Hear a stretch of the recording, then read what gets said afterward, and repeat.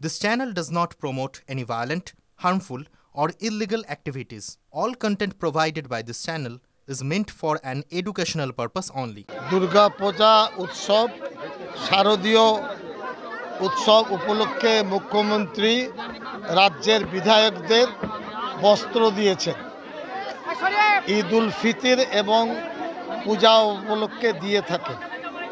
আমি 21 সালে এখানে জয়যুক্ত হওয়ার পর প্রতি বছর পুজোর সময় এইভাবে বস্ত্র বিতরণ করি।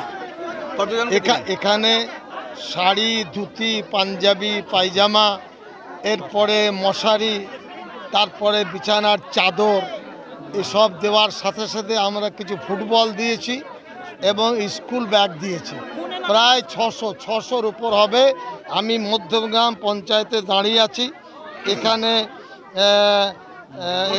মুরুলিয়া, পিয়াগ্রাম, পুরকোনা, দেওয়ানগদি, ভেলিয়া আর ভান্ডারবাটি। এখানে আমার সাথে উপস্থিত আজিজুল, তন্ময়, তারপরে সুচিত্রা, আতিকুর, লালন, আরজ, সুব্রত, ভোলা, এরপরে লাবু, এছাড়া স্থানীয় মানুষ উপস্থিত আছেন। কয়েক হাজার মানুষ আজকে উপস্থিত হয়েছেন, এটা আমি আশা করিনি।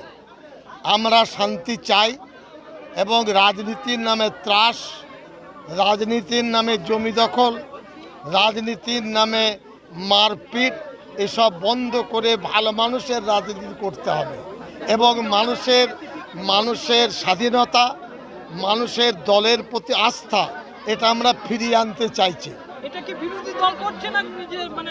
আমি এইসব নেগেটিভ প্রশ্ন সবাই জানে। আমার সাথে কারোর শত্রুতা নয়। কেউ যদি ক্যান্সারের রুগী হয় তো ভাবতে হবে ক্যান্সার।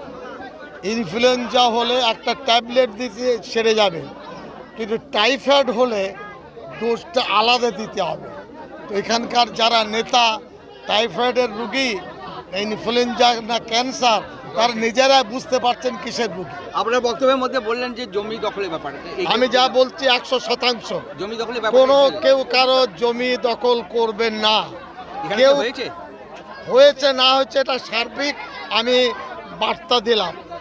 কেউ দালালি খাবে না, মানুষকে কেউ মারপিট করবে না এবং এটা মোটরসাইকেল বাহিনী বাড়ি বাড়ি ঘুরে ভয় দেখাবে, সব হবে না।